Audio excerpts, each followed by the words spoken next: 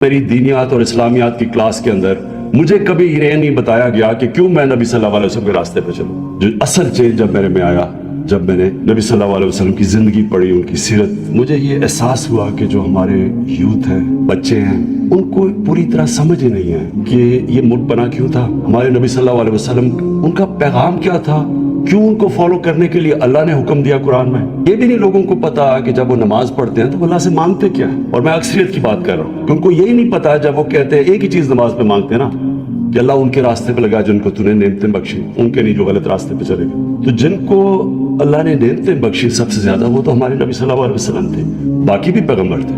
تو ان کا راستہ کیوں اتنا ضروری ہے؟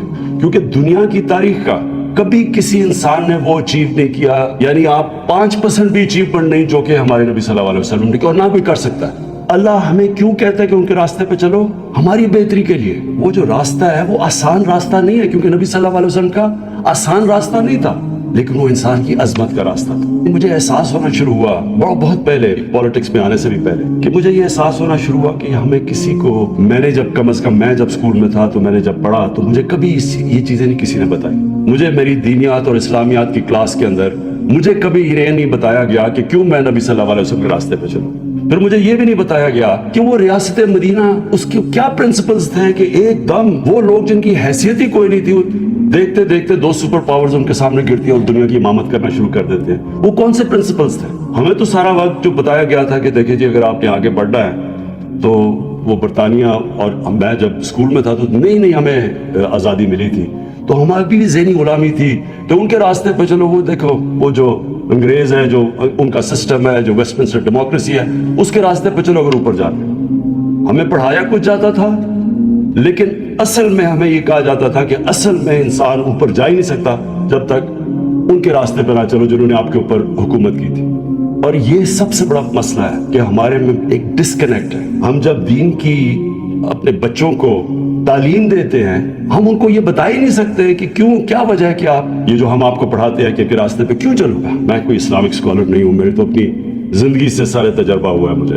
میں تو اسلام کی طرف، دین کی طرف، اسلام تو خیر ہم پیدا اسلام میں ہوئے تھے، لیکن دین کی طرف سے تو میں اپنی زندگی کے تجربے سے آیا ہوں، کیونکہ مجھے 2 مختلف کلچرز کو میں نے اندر سے دیکھا اور پھر میں نے اپنا تجزیہ کر کے میں پھر ان نتیجوں پہ پہنچا. جو اصل چینج جب میرے میں آیا، جب میں نے نبی صلی اللہ علیہ وسلم کی زندگی پڑھی، ان کی سیرت پڑھی، اسٹڈی کیا اس کو، تو اصل میں تو چینج تب میرے میں آیا. تو میں یہ سمجھتا ہوں اپنے بچوں کو اگر ہم نے صحیح تربیت دے دی اور صحیح معنی میں ان کو سیرت نبی، ان کو اسکول سے ان کو صرف بتا دیا کہ ان کا راستہ کیا تھا، یہی اس قوم کو اوپر اٹھا دے گی. کیونکہ کوئی قوم جس کا کیریکٹر بڑا نہیں ہوتا وہ بڑی قوم نہیں بن سکتی. انہوں نے مدینہ میں کیا کیا تھا؟ انہوں نے سب سے پہلے تو 2 پرنسپلز پہ مدینہ کی ریاست بنائی، عدل اور انصاف اور فلاحی ریاست. اور انہوں نے پھر انسانوں کی کیریکٹر بلڈنگ کی، کیریکٹر کی ٹرانسفارمیشن کی.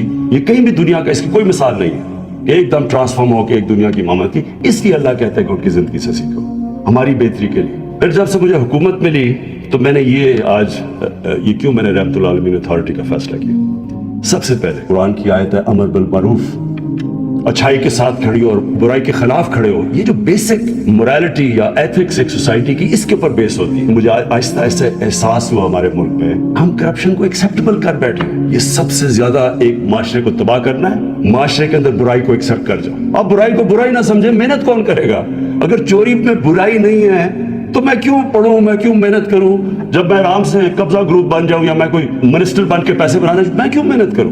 اس لیے اپنے بچوں کو ہمیں سیرت نبی پڑھانی ہے. جب قوم فیصلہ کرے گی کہ ہم نے کسی نے بدی کی، برائی کی، قوم اس کو آئسولیٹ کرے گی. میں یہ بیسکلی چاہ رہا ہوں کہ دیکھیں، ایک اللہ نے جب اس ملک کو بنایا تھا تو یہ بہت بڑی خواب کا نام تھا پاکستان. تو علامہ اقبال نے کہا ہے کہ مثال بنے گی کہ ہم اصل میں اسلام کیا ہے.